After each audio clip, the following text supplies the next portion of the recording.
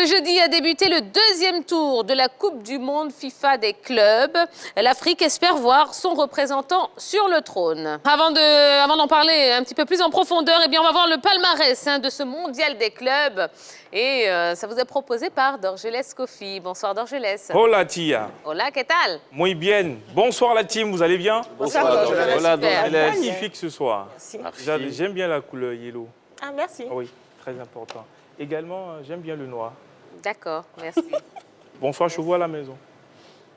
On peut? Ben, allons-y. Super. Je vous attends. Ça tombe bien. On va regarder tout ça sur notre écran 3 fois magique, les vainqueurs. La première édition a été remportée par le Corinthians en 2000. C'était au Brésil. Deuxième édition, Sao Paulo en 2005 au Japon. On rappelle que l'édition de 2001 a été annulée. C'était en Espagne, bien sûr. Et puis, troisième édition internationale 2006 au Japon. L'AC Milan, la quatrième édition en 2007 au Japon, cinquième édition Manchester United en 2008 au Japon, sixième édition le FC Barcelone en 2009 aux Émirats Arabes Unis, septième édition l'Inter Milan en 2010, huitième édition le FC Barcelone en 2011 au Japon, neuvième édition Corinthians, deuxième titre en 2012, dixième édition le Bayern Munich en 2013 au Maroc, onzième édition le Real Madrid, le premier titre des Madrilènes en 2014. C'était au Maroc, 12e édition, le FC Barcelone, 2015 au Japon, 13e édition, le Real Madrid, 2016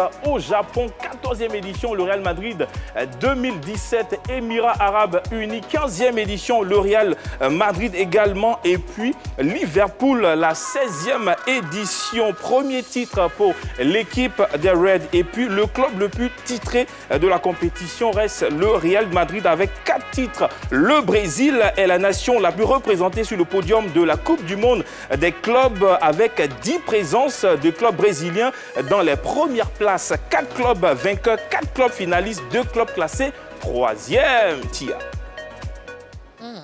D'accord. Et à savoir que Al-Ahly a gagné son match et est qualifié donc pour les demi-finales.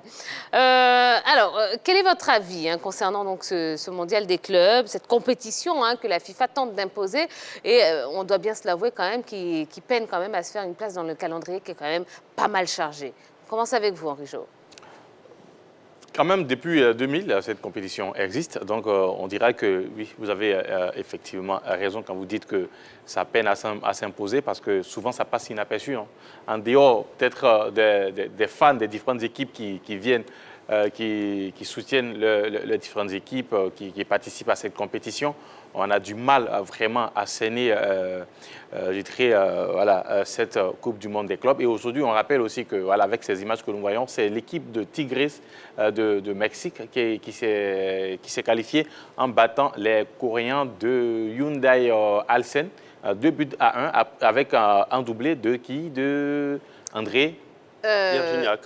Voilà. André-Pierre Gignac, André absolument. Gignac, voilà, qui a permis à son club de se qualifier pour la suite de la compétition. On rappelle que l'équipe de Gignac rencontrera l'équipe de Palmeiras dans la suite de la compétition. Donc, comme vous l'avez dit, c'est une compétition qui vraiment, pour l'instant, manque un peu de lobbying, je pense, parce que non seulement les grandes équipes rentrent vers la fin, c'est-à-dire à partir des demi-finales, et elles ne jouent que deux rencontres, demi-finale et finale. Donc, on ne voit vraiment pas l'engouement. Si, par exemple, les grandes équipes, que sont les équipes européennes, commençaient comme tout le monde, on allait plus voir cette présence-là.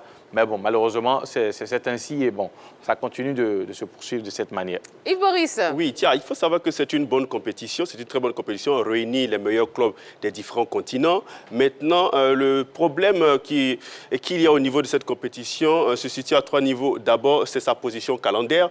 Par la suite, on a le nombre de participants et puis la médiatisation. Il faut savoir que cette compétition se joue très souvent en décembre où les championnats se poursuivent, où on est en train de terminer la première phase des championnats avec beaucoup d'enjeux. Donc, du coup, les médias s'intéressent très peu à cela. Et puis, il faut savoir aussi que ça se joue dans une partie du monde où très souvent, la grande majorité de la Terre est endormie. Parce qu'on est en Asie, très souvent, quand on joue en Asie, soit en Chine ou au Japon, à des heures où, sur le continent africain, en Europe ou dans certaines contrées de la Terre, eh bien, les téléspectateurs sont en train de dormir. Il fait nuit, par exemple. Donc, du coup, on a du mal véritablement à suivre. Quand on se lève le matin, eh bien, on a déjà le résultat de des matchs qui se jouent. Et oui, vous voulez dire... il y a eu la Coupe du Monde en Corée, au Japon. La coupe, les gens se réveillaient quand même pour regarder. La Coupe du Monde et la Coupe du Monde des clubs, c'est deux compétitions assez différentes. La Coupe du Monde a déjà atteint une certaine notoriété. Maintenant, au niveau de la... L'horaire n'est pas un problème en soi. Pourquoi? Mais l'horaire est un problème parce que quand ce n'est pas médiatisé, eh bien, les supporters ont du mal véritablement à s'accrocher parce qu'on joue toujours les championnats. Il y a le championnat anglais qui est très attrayant. Il y a le championnat, comme on appelle, espagnol qui est très attrayant, sans oublier le championnat français, la Bundesliga et la Serie A. Donc, on a vraiment du mal à suivre cette compétition. Je crois que les organisateurs gagneraient véritablement à changer le calendrier de cette compétition. Cela permettra, pourquoi pas, aux supporters, aux fans du football, d'avoir un regard assez particulier sur cette compétition.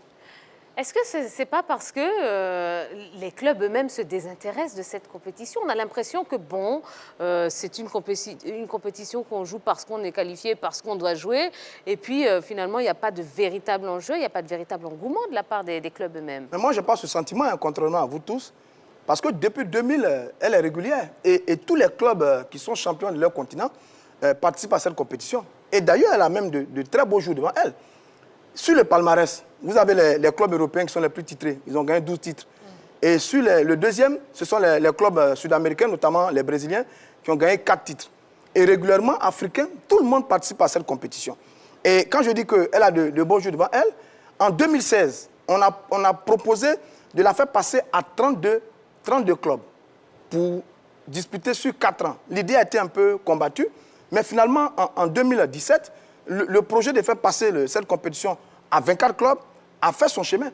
Et elle va passer chaque 4 ans pour remplacer la Coupe des Confédérations. Donc, c'est une compétition pour laquelle des réflexions sont menées et des gens ont envie de lui donner un certain coffre. Oui, mais il faut savoir que depuis... Ça, c'est dans le Roger futur. Stéphane, alors parlons d'un plan très important, d'un aspect très important. C'est que sur le plan médiatique, les chaînes ne se bousculent pas pour couvrir cet événement. On est bien d'accord. Oui, parce que d'abord, vous n'avez que 7 clubs, généralement 7 clubs sur les différents continents. Donc vous avez très peu de matchs. Parce que sur la formule même de la compétition, les grandes nations ne rentrent en compétition qu'à partir d'un certain tour. Là, par exemple, vous avez vu le Bayern qui n'a pas joué. Or, généralement, quand les grosses équipes arrivent, c'est sur les grandes équipes qui captivent du public. Bon, il n'y en a pas. Maintenant, quand la formule va changer pour passer au nombre de clubs qui est pressenti par rapport à cette compétition, mais vous allez vous rendre compte qu'on aura affaire... Non, mais ça, c'est dans la projection. Oui, mais c'est un acquis. C'est dans la projection. C'est pas acquis. Non, mais si, c'est quasiment un acquis. Il y a eu 2 réflexions. Je vous rappelle bien, il y a eu 2 réflexions. Celle de 2016 et celle de 2017. Et là, Et le format serait lequel? Bon, le format... Les qualifications seront lesquelles? Parce que quand vous dites que c'est acquis, c'est que déjà on connaît le format, on connaît le procédé, ça c'est quoi? Le principe est acquis. Yellow essaye de parler depuis tout à l'heure. Allez-y. Alors, déjà, cette compétition n'attire pas grand monde à cause du niveau sportif que les médias jugent de très faible. Ce sont déjà que 7 participants qui représentent les différentes confédérations, y compris le pays hôte. Donc déjà, les médias ne se sentent pas dans l'obligation de suivre cette compétition-là, vu qu'il n'y a pas de véritable enjeu sportif. Et le titre, il n'est que honorifique. Il ne vous fait pas avancer dans un quelconque classement, il est juste honorifique. Vous êtes juste champion du mondial des clubs. Donc les médias ne jugent pas forcément. Vous ne pouvez pas non plus dire qu'il n'y a pas d'enjeu sportif, puisqu'il y a quand même un trophée et de l'argent. Mais justement, c'est pourquoi j'ai parlé d'un titre honorifique. À part ça, rien. Il y a un trophée. À part ça, rien. C'est juste honorifique. Mais oui, c'est pour ça qu'il y a le trophée. Avait son sens. On joue cette compétition pendant qu'il y a le championnat des différents pays européens qui se déroule. Vous voyez mal un média européen aller essayer de couvrir le championnat, le mondial des clubs, pendant que le championnat le plus attrayant se poursuit. C'est difficile. Et alors que dans le calendrier, je dis, pendant que le championnat doit se dérouler, eh bien, les médias bouclent avec les différents championnats, les différentes compétitions qu'ils doivent pouvoir montrer et couvrir. Donc, à ce niveau-là, il faut changer la position de cette compétition pour qu'elle puisse avoir... Et la mettre où? Lamel, par exemple, on à va la fin ou au début du championnat, avant que les championnats ne commencent, comme phase de préparation. Une pré-saison. comme une forme de préparation, De comme pré-saison. se fait l'International Champions Cup qui se joue au mois d'août. On peut placer cette compétition-là Avec 24 participants. avec 24 participants. ça va être Moi, je vois compliqué 8 quand même. équipes, ce serait mieux. D'accord, Voilà. merci. Je vous invite à proposer vos...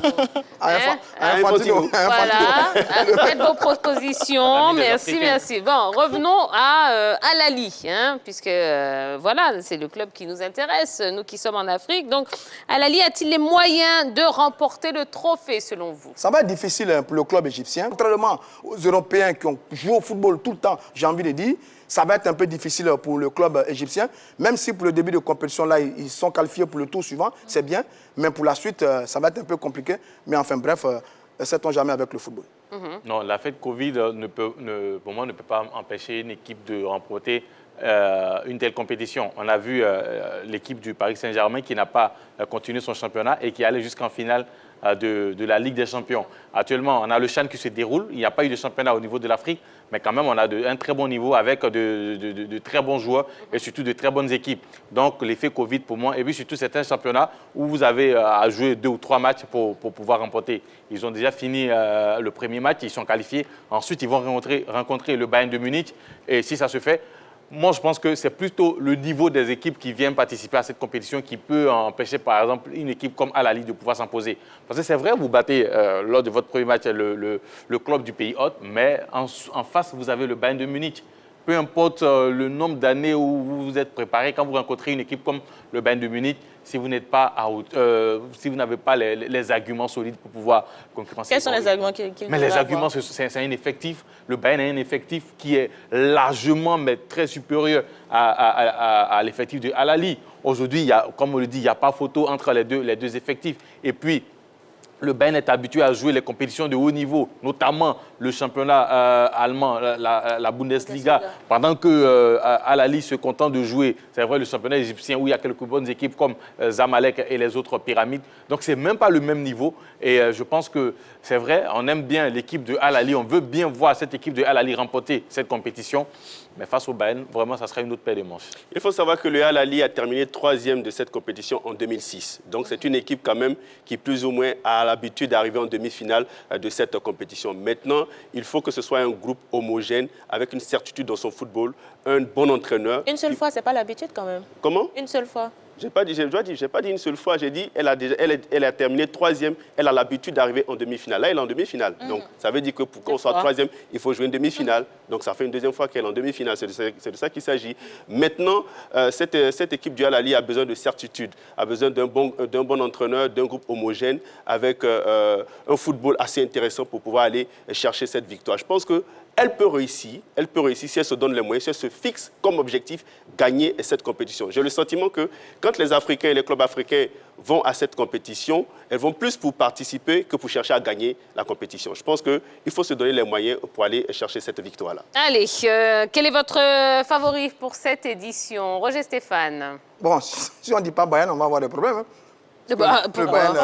Mais Le Bayern l'a remporté en 2013. Bon, c'est l'équipe qui Vous qui êtes bon pour les pronostics, allez-y. Bon, je veux dire, le Bayern va peut-être s'imposer sur la finale. Parce que c'est le Bayern qui... Bon, le Bayern, pour vous, merci. Je ne sais pas. Votre favori, à vous? Favori, bon, le National du Caire. Ah, d'accord. On va essayer quand même. Sans conviction, je dis le National du Caire. Il s'est mouillé. Même si j'estime que le Bayern Munich est largement supérieur à toutes les équipes. C'est contradictoire à son argumentaire de tout à l'heure. Hein. Non, il a fait un bel argument. Pour rester... donner de bons arguments pour Al-Ahly et puis après... Il vient. Mais j'ai choisi quand même le National du Caire. J'ai dit sans conviction, mais le National du Caire. Ok, Henri-Jo. Non, le Bayern de Munich va remporter sans souci. Ok, et Bayern Munich. Très bien. Il y a des chiffres qui ne trompent pas. Sur 16 éditions, les Européens, Barça, Inter, Real, Milan, United, Liverpool. C'est possible de gagner pour le National du Caire. Qui l'a battu? Le Bayern Munich, donc ce n'est pas impossible. Allez. Allez, voilà, on va va marquer une toute petite pause, ouais, qui ne va pas durer très longtemps. Hein. Henri Jo, vous allez céder votre place à notre invité qui arrive juste après la pub, Kader Zéo Koulibaly, président de l'Olympique Club de Mbengue.